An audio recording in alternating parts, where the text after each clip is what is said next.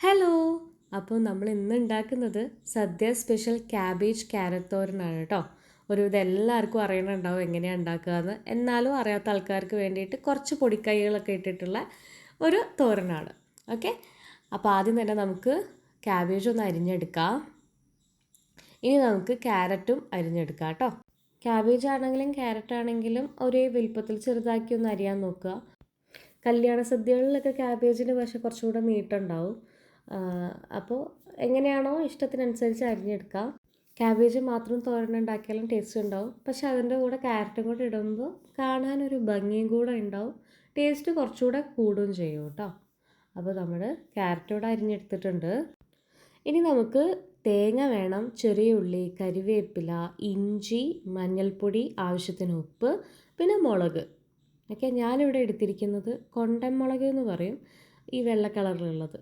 അതിനെന്തോ ഒരു കുറച്ചുകൂടെ ടേസ്റ്റ് തോന്നാറുണ്ട്. നിങ്ങൾക്ക് ഏത് മുളക് കൊടുക്കാം. പിന്നെ ചിരണ്ടിയിട്ടുള്ള തേങ്ങയും വേണം. ഇനി നമുക്ക് ഒരു പാത്രം എടുത്തിട്ട് അതിലേക്ക് ഫസ്റ്റ് തന്നെ അരിഞ്ഞു വെച്ച ക്യാബേജ്, പിന്നെ ക്യാരറ്റ്, ഇനി നമ്മുടെ ആ ഒരു കരിവേപ്പില, ചെറിയുള്ളി, ഉപ്പ്, മഞ്ഞൾപ്പൊടി, മുളക് പൊടി, ഇഞ്ചി, അതെല്ലാം കൂടെ അതിലേക്ക് ചേർത്ത് കൊടുക്കാം. ലാസ്റ്റ് ചിരണ്ടി വെച്ച് തേങ്ങയും കൂടെ ചേർത്തിട്ട് നമുക്ക് നന്നായിട്ട് തിരുമ്മി കൊടുക്കണം. നന്നായിട്ട് തിരുമ്മുക എന്ന് പറഞ്ഞാൽ നിങ്ങൾക്ക് എത്രത്തോളം പറ്റുമോ അത്രത്തോളം നന്നായി തിരുമ്മുക. എന്നിട്ട് നമുക്കതൊന്ന് കുറച്ച് നേരം മാറ്റി വെക്കാം. ഇനി വറവിടാം. വറവിലേക്ക് കടലപ്പരിപ്പ്, ഉഴുന്ന്, ഉണക്കമുളക്, പിന്നെ കടുക് എന്നിവയാണ് എടുത്തിരിക്കുന്നത്. അപ്പോൾ ആദ്യം തന്നെ എണ്ണ ഒഴിച്ചതിന് ശേഷം നമുക്ക് കടുക് ഇട്ട് കൊടുക്കാം.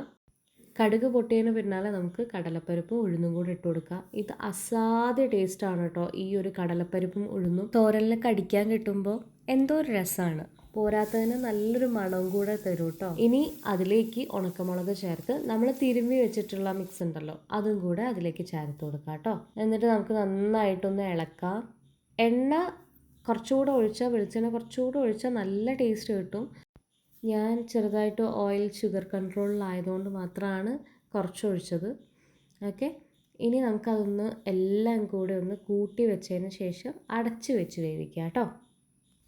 ഇടയ്ക്കൊന്ന് മൂടി തുറന്നൊന്ന് ഇളക്കി കൊടുക്കുക. എസ്പെഷ്യലി എണ്ണ കുറവാണെങ്കിൽ എന്തായാലും നിങ്ങൾ ഇടയ്ക്കൊന്ന് ഇളക്കി കൊടുക്കണം. പിന്നെ അത് അതിന് മാത്രം സമയമാവില്ല വേവാൻ വേണ്ടിയിട്ട്. അപ്പോൾ നമ്മുടെ തോരൻ ഇവിടെ റെഡി ആയിട്ടുണ്ട്. അല്ല, അതവിടെ നിൽക്കട്ടെ. ഞങ്ങളുടെ നാട്ടിൽ തോരൻ എന്നല്ല കേട്ടോ പറയാം, ഉപ്പേരി എന്നാണ് പറയുക. അപ്പോൾ ഏതാ നാടെന്ന് മനസ്സിലായിട്ടുണ്ടാവുമല്ലോ അല്ലേ. എല്ലാവരും എന്നെ കളിയാക്കിയതുകൊണ്ട് മാത്രമാണ് ഞാൻ തോരൻ എന്ന് പറഞ്ഞത്. അപ്പോൾ നമ്മുടെ തോരനെല്ലാം റെഡിയായി. നാളെ കാണാം. ബൈ.